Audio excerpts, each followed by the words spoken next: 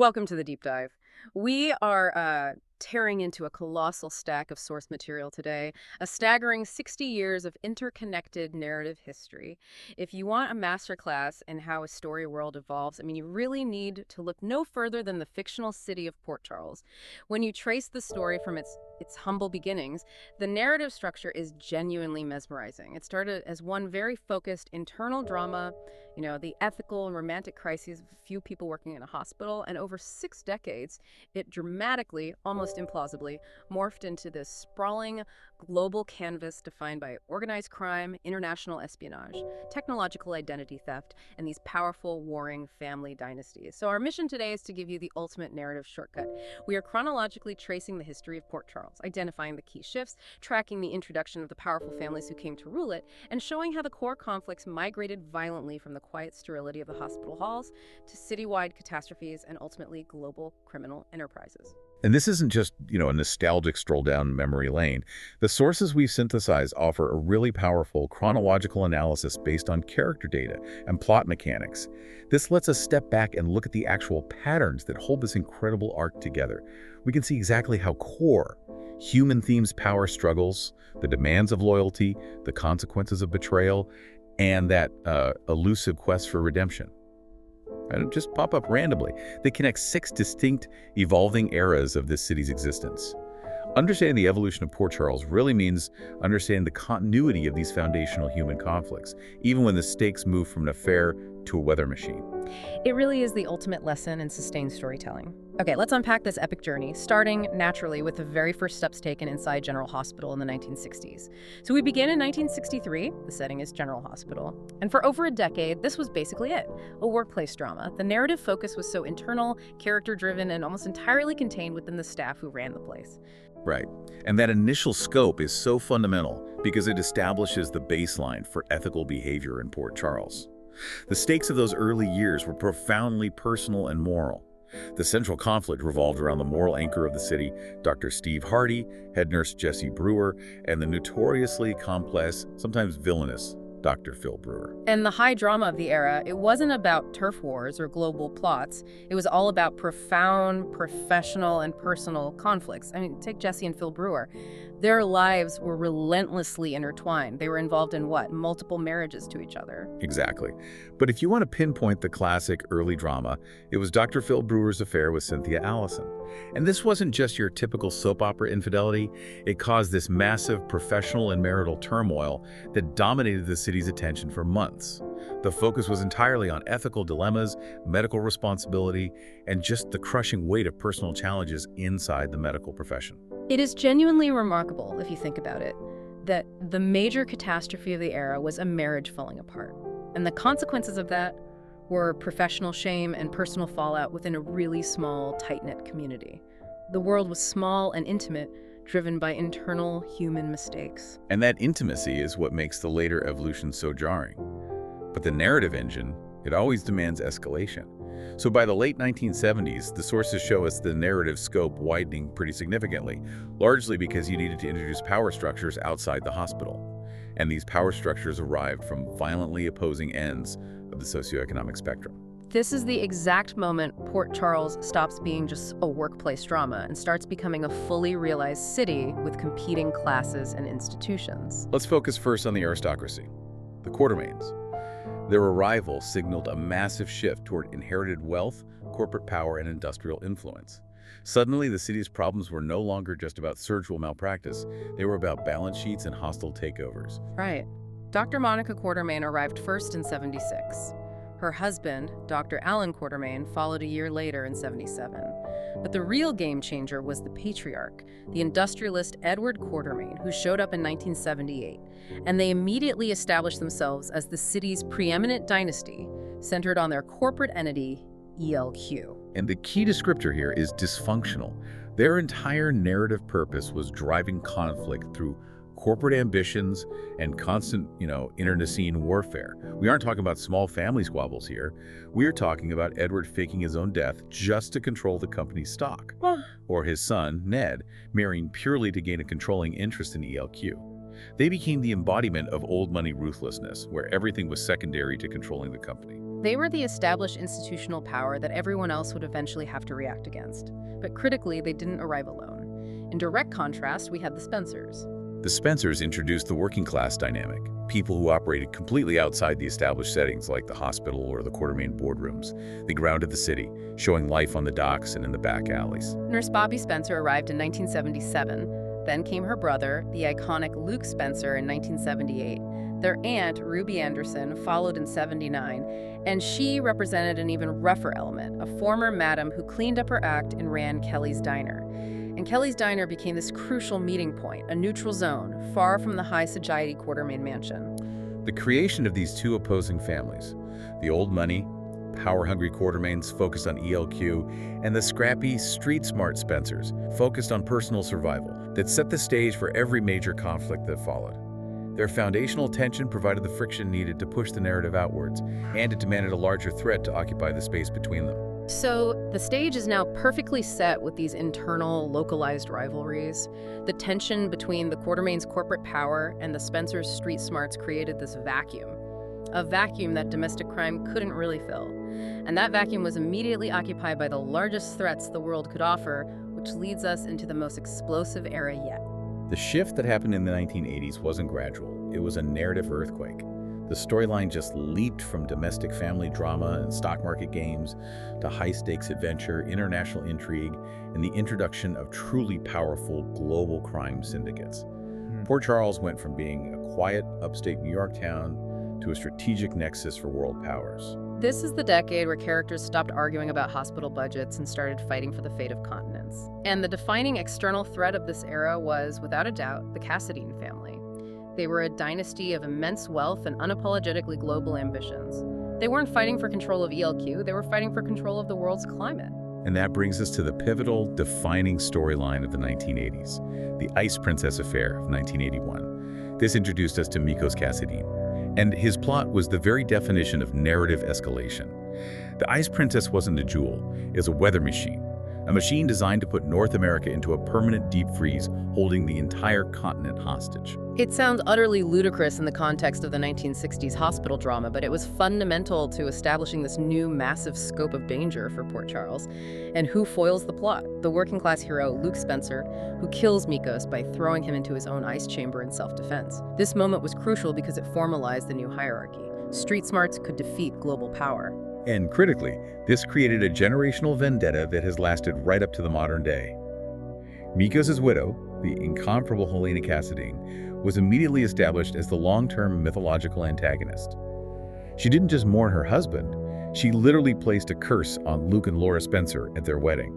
And this curse became a powerful recurring element in the city's life, and the villainous family legacy was carried on by Mikos' sons, Stavros and Victor, ensuring the Cassadines remained a source of conflict for decades. So now the city is internationally known, and it's no longer just families vying for power. The sheer presence of rival intelligence agencies turned Port Charles into a spy base. We saw the arrival of the World Security Bureau, the WSB. Their key operatives were Robert Scorpio in 1980, Sean Donley in 1984, and Anna Devane in 1985. These characters weren't focused on local law enforcement. They were focused entirely on international security threats, smuggling rings, and rogue scientists. And a key piece of terminology we should probably define here is the opposing force. We saw the representation of the DBX, the Deutsche Valkyrie Exchange. The DBX was crucial because they weren't a recognized government agency. They were a black market intelligence group, a rogue private entity with global reach. Essentially, mercenaries dealing in high-level secrets and technology. Their presence, represented later by figures like Cesar Faison in 1990, showed that the threats were no longer tied to specific nations, but to powerful, rootless criminal organizations operating outside any governmental control. Port Charles was now a valuable piece of real estate for these black ops groups. And while the WSB and DVX were playing spy games, we saw the foundational rise of domestic organized crime, still pre-Corinthos, but it was paving the way. Yeah, the arrival of mob boss Victor Jerome between 87 and 89 triggered these intense, localized organized crime conflicts. This confirmed that the city wasn't just a battleground for global powers, it was also contested territory on the streets. And the conflict became incredibly personal through characters like Duke Lavery arriving in 1986. He was a reformed mobster, often trying desperately to escape his past. This created profound and immediate conflicts, particularly because he was romantically involved with WSB agent Anna Devane. That tension, the mobster trying to go legit, falling for the high-level spy, it showed law enforcement and organized crime crossing professional and personal lines constantly, which really set the stage for the next decade. This blend of international espionage, local organized crime, and high-stakes romance defined the 1980s. This era cemented the theme of crime and conflict, demonstrating that the external global threats of the Cassadines would soon be replaced by an internal endemic criminal authority. This is the moment the internal pressures created by the Quartermaines and Spencers exploded into the external global landscape. But, global adventure is hard to sustain. The narrative needed to settle down and consolidate power. If the 80s was about adventure, the 90s were about consolidation, power mapping, and empire building. This was the decade that permanently defined modern Port Charles. The defining shift was the arrival of the Corinthos crime family. When Sonny Corinthos arrived in 1993, he didn't just become a mob boss. He fundamentally altered the city's power structure by establishing this modern, omnipresent criminal authority.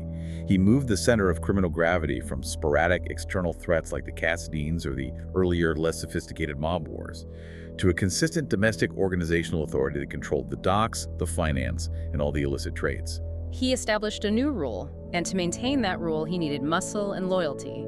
And this leads us directly to the profound tragedy and structural inversion of the Quartermaines, the storyline that created the essential operating structure for the Corinthos Empire. We are talking about Jason Quartermaine, introduced in 1991. Jason suffered a severe car accident that resulted in amnesia. The consequences were profound. He rejected his wealthy family, the Quartermaines, and everything they stood for: the corporate maneuvering, the old money, the restrictive high society structure. He saw them as fundamentally corrupt and greedy. So he reinvents himself as Jason Morgan. But what does he do? He exchanges one dysfunctional dynasty for another. He rejects his bloodline, the source of legitimate power, to become Sonny Corinthos' loyal, ruthless enforcer, the right-hand man to the city's foremost illegitimate dynasty. The sources frame this as the central personal tragedy and the criminal structure for the next 2 decades. The legitimate heir to the city's foremost corporate dynasty became the indispensable, bulletproof operator for the dominant criminal dynasty. It's a complete moral and structural inversion of the foundational rivalries we saw in the 70s. But isn't the decision for Jason to abandon one dynasty for another fundamentally hypocritical? I mean, he relies on organized crime, which is arguably far more violent and corrosive, to escape corporate greed. That's the ultimate ethical dilemma of Port Charles, isn't it? He sought freedom and purpose, but he found it within an even more restrictive, albeit chosen, family unit. It just solidifies the theme that in Port Charles, you are always bound by a power structure, whether it's the boardroom or the back room. And beyond Jason, the 90s really cemented the core figures of the Corinthos orbit. Carly Benson arrived in '96, driven by this powerful personal vendetta, seeking revenge on her biological mother, Nurse Bobby Spencer.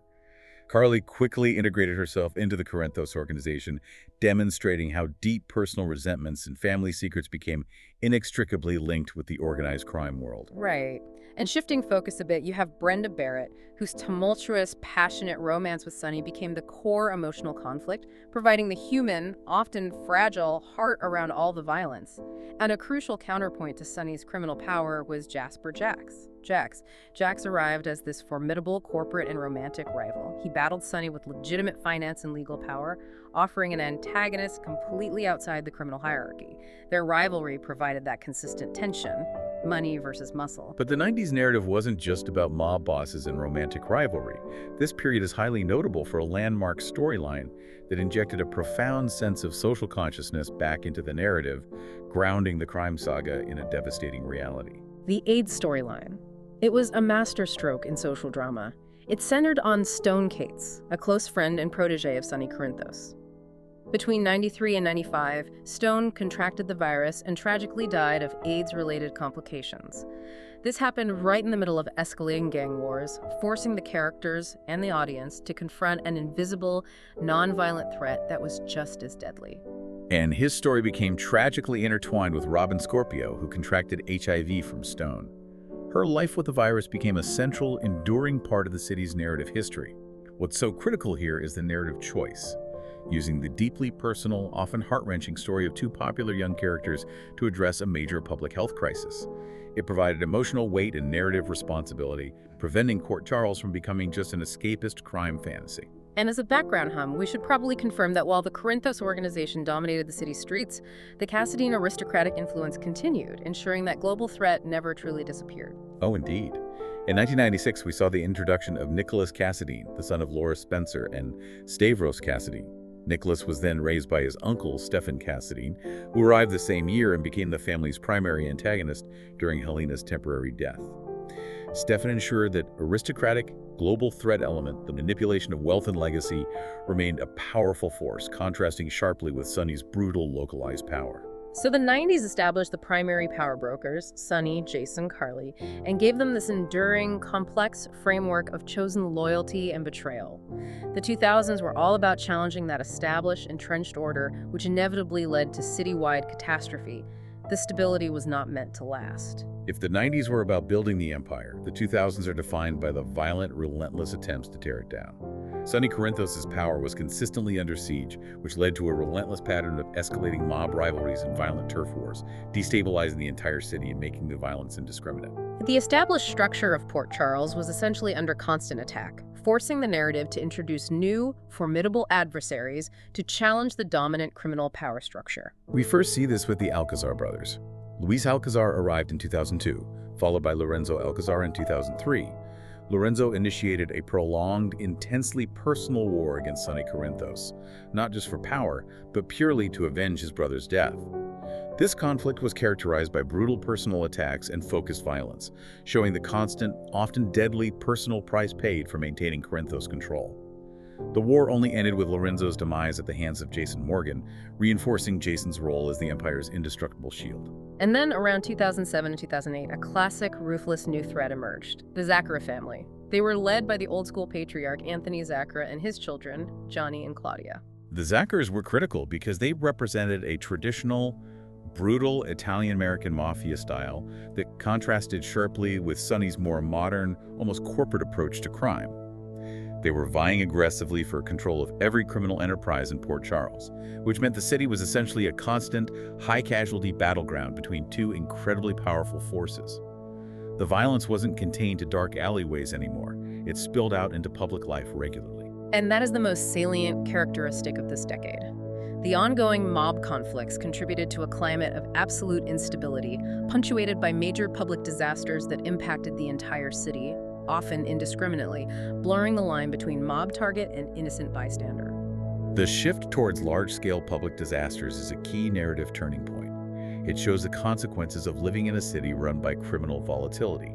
These weren't just targeted hits, they were acts of citywide chaos that demanded a communal response. Let's review the timeline of terror. In 2004, you have the Port Charles Hotel fire, initiated by Xander Smith, who was subsequently killed by police. This resulted in significant casualties among residents who were there for entirely legitimate reasons, cementing the transition to large-scale, indiscriminate public disaster. Then, just 2 years later, in 2006, the city was hit by the encephalitis outbreak, a deadly viral epidemic that claimed the lives of several key residents, most notably Courtney Matthews and Dr. Tony Jones. This brought the narrative back to the hospital, but now the threat was an unseen biological hazard, further emphasizing the extreme volatility of living in Port Charles. The citizens couldn't even rely on the medical institution to protect them. Right. The corporate and criminal worlds collided again in 2007 when international criminal Jerry Jax's brother, tying back to that corporate rivalry, perpetrated the Metro Court hostage crisis. He held dozens of prominent citizens hostage in the city's premier hotel. This event brought the high-stakes 80s espionage element with its global criminal flair right back into the heart of the modern, localized mob saga. And if you needed a sign that pure, unadulterated evil was loose in the city, 2007 and 2008 saw the introduction of the text message killer. A serial killer terrorized the city, eventually revealed to be Diego Alcazar, who murdered Georgie Jones and Leticia Juarez before accidentally hanging himself. The decade concludes with death by disease, fire, international terror, and a random serial killer. The constant, multifaceted threat of violence and public disaster defined this decade.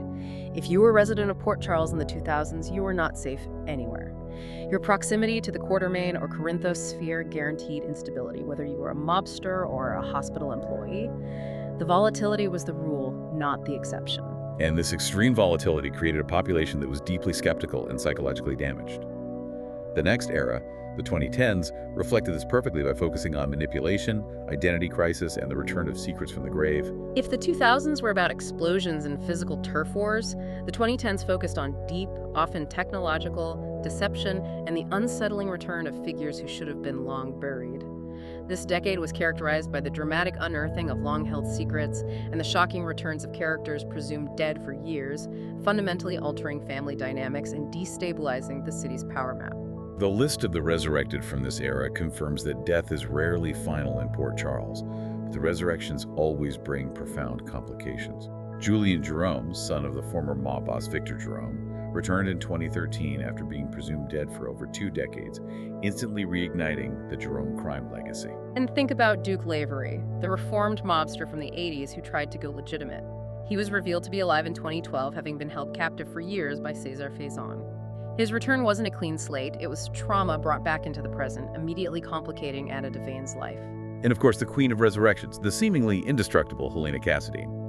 She returned multiple times from presumed deaths throughout this era just to continue her vendettas, embodying the persistent mythological nature of evil in Port Charles.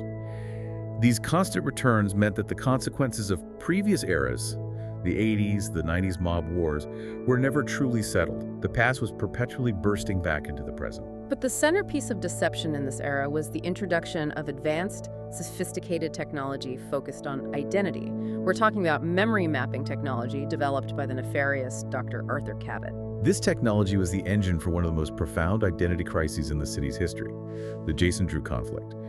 The technology was used to implant the memories of Jason Morgan into his unknown identical twin, Andrew Drew Kane, who was introduced in 2014. When memory mapping technology can entirely fabricate an identity, what does that mean for the foundational theme of family loyalty we established in the 90s?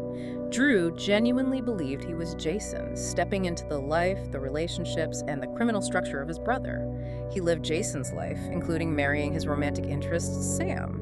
This led to immense conflict and confusion upon the real Jason Morgan's eventual return in 2017. It wasn't just a case of mistaken identity. It was state-of-the-art psychological manipulation used to destabilize a key power structure from the inside out. It raises the critical question, is a choice made with borrowed memories still valid? The identity crisis here went far beyond the physical. It was philosophical, asking who truly owns your past. And we saw this focus on psychological warfare permeate the antagonists themselves, moving away from simple mob shootouts to complex manipulative schemes. Peter August defined the second half of the decade. He arrived in 2017 and was revealed to be the son of the criminals. Cesar Faison, the DVX operative from the 80s, and Alex Devane, Anna Devane's evil twin. He inherited a villainous legacy rooted deeply in the 80s espionage world. The depth of his criminal web is staggering. Peter leveraged his Faison-Devane parentage and connections to manipulate high-level WSB information, orchestrating the kidnapping of Drew Kane and the murder of Franco Baldwin, among dozens of other crimes. His method was primarily manipulation, controlling information, and exploiting the emotional vulnerabilities of the WSB agents and the Corinthos family. And even more psychologically corrosive was Shiloh Archer, the charismatic leader of the Dawn of Day cult from 2018 to 2019. He didn't use guns or boardrooms. He manipulated numerous residents emotionally and psychologically, targeting their desire for belonging and stability. His arc culminated in the revelation that he was the biological father of Wiley Cooper Jones, dragging established residents, including Sam McCall and Michael Corinthos, into his dark, secretive world, forcing them to fight him for custody. The type of villain had definitively evolved from the physical industrial threat of Edward Quartermain to figures who focused on controlling the minds and personal lives of the citizens through deception and cult-like authority. The emotional and physical toll of these secrets, resurrections, and identity crises destabilized the city at a deep psychological level. This perfect storm of deception led us right into the most modern era, where new blood challenges the established order but is always inextricably linked to the unresolved traumas of the past. The early 2020s have been defined by a narrative cleanup and a final reckoning with the legacies of the past. New, powerful adversaries arrive, and their greatest threat is their surprising, deep familial connections to established residents.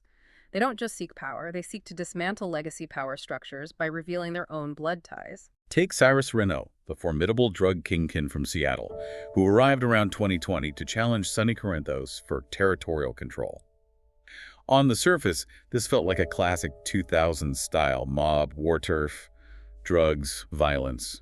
But the twist that makes it a true 2020 story is the revelation that Cyrus was the half-brother of longtime resident and city mayor Laura Collins. This revelation brought the mob war right into the mayor's office, linking the highest legitimate seat of city government to the criminal element by blood. The walls between institutional power and criminal power finally collapsed entirely. And his arc had a typical dramatic conclusion for this volatile city. He was presumed killed by Jocelyn Jacks, and his death was subsequently covered up by high-level government figures, specifically WSB Director Jack Brennan. A cycle of violence and cover-up involving individuals tasked with maintaining global security. Then there's Esme Prince, who arrived around 2021. She presented as a manipulative young woman who destabilized the romantic lives of the younger generation. But she was eventually exposed as the daughter of notorious serial killer Ryan Chamberlain and his accomplice, Heather Weber. She is the living embodiment of the sins of the past. Esme inherited a legacy of pure, unadulterated psychological terror and manipulation. Her existence confirms that the toxic history of Port Charles is constantly reborn into the next generation, forcing them to contend with the consequences of their parents' darkest crimes. And this modern era also brought finality to several iconic, long-standing conflicts, which is a massive narrative signal that the city is shifting into a post-foundational era. We saw the definitive exits of the two key legacy figures. In 2022, Luke Spencer, the adventurous hero who defeated Mikos Cassadine 4 decades earlier, died in an off-screen cable car accident. This wasn't random violence. It was orchestrated by his old nemesis, Victor Cassadine. The hero's life was ended by his ultimate villain, tying off the entire 1980s adventure era with a definitive act of revenge. And the following year, the villain met his end. Victor Cassadine was killed when the spy agency WSB blew up his yacht, the Haunted Star, ending his final scheme in 2023. This was the final destruction of the overarching global threat that had loomed since 1981. The simultaneous elimination of these two key, long-term antagonists, Luke, the hero anchor, and Victor, the enduring Cassadine villain, is a massive turning point for this city's narrative DNA. It signals a major shift in who controls the narrative moving forward. The torch has been passed to a new generation of criminals, enforcers, and heroes who must now contend with the complex foundations laid by their parents, without the direct involvement of the 80s icons. It's an opportunity for a new narrative identity, or perhaps just a continuation of the same violent cycles. When you reflect on this entire journey, from Dr. Hardy dealing with an affair in the 1960s to the death of Victor Cassadine in a yacht explosion in the 2020s, the scope is truly overwhelming. But you're right, it's not random, it's tied together by a consistent narrative DNA. That narrative transformation, while dramatic, is profoundly consistent. The source analysis identifies a set of enduring themes that provide a powerful connective thread across 60 years of story. But it's crucial we analyze how those themes changed over time. Let's start with the bedrock, the perpetual struggle for power. Initially, in the 60s, power was professional. The fight over who ran the hospital and who had medical authority. When the Quartermaines arrived in the 70s, power became corporate. Stock ownership, control of ELQ, industrial might. In the 80s, power went global. The Cassadines fighting the WSB for world domination. Since the 90s, power has been purely criminal and territorial. Sonny Corinthos fighting relentlessly against rivals like the Alcazars and Zacras. The struggle for power never stops. Only the venue changes, shifting from the operating room to the boardroom to the back room. Then there's the theme that constantly drives these conflicts, the unbreakable bonds of family loyalty. This theme is constantly tested and often inverted. Consider the profound impact of Jason Quartermaine rejecting his entire lineage to become Jason Morgan. This was an act of ultimate betrayal to one bloodline, but ultimate loyalty to a chosen family. The Corinthos organization. The narrative consistently forces characters to choose between blood obligation, like the Quartermaines fighting over Edward's will, and self-defined loyalty, like Jason choosing Sonny. And more recently, the Cyrus Renault-Laura Collins reveal, the mob boss being the mayor's brother, forces that theme of loyalty and fractured bonds right into the heart of institutional politics, asks. Which blood bond is stronger, the one to the city or the one to the family? And the engine that drives nearly every plot, evolving dramatically through the eras, the consequences of betrayal. Betrayal is the currency of Port Charles, but the type of betrayal changes with the times. In the 60s, betrayal was personal and relational marital infidelity or breaking a professional vow. In the 80s, betrayal became institutional WSB operatives double-crossing each other, or a mobster like Duke Lavery betraying his past life. By the 2010s, betrayal became technological and psychological, exemplified by Peter August's complex double crosses and technological treachery, using memory mapping to destroy identities.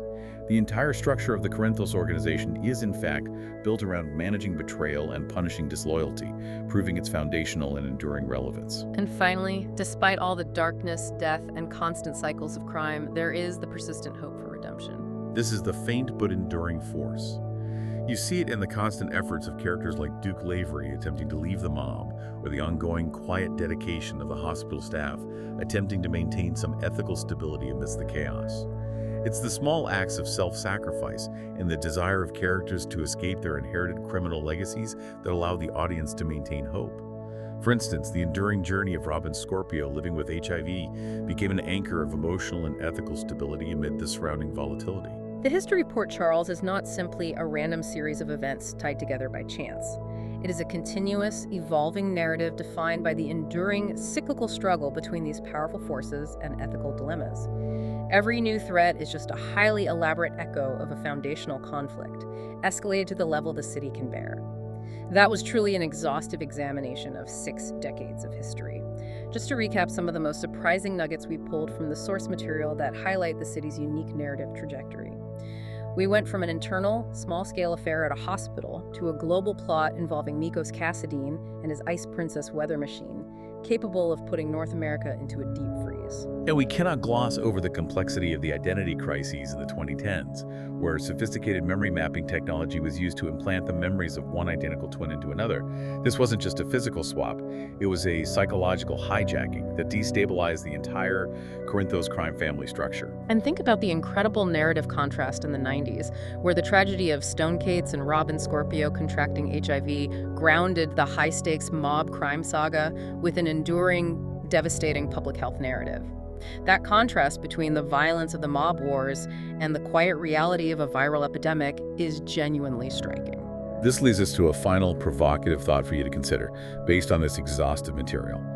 Port Charles is unique because its institutions, the mayor's office, the WSB, the police, the hospital, are perpetually intertwined with organized crime and global espionage, often by blood. Given the constant accelerating cycles of resurrection, crime, rivalry, and public disaster that we've analyzed, what is the ultimate long-term cost to a city when its legitimate leaders and its criminal elements are so completely and inextricably linked by blood, by history, and by power? Can the city ever truly be reformed, or is this cycle of crime and chaos simply a permanent state of being? It's a question of consequence that hangs over every single event in that city's history. Thank you for joining us for this deep dive. We encourage you to continue your own exploration into how those foundational characters and conflicts influence the future narratives of Port Charles.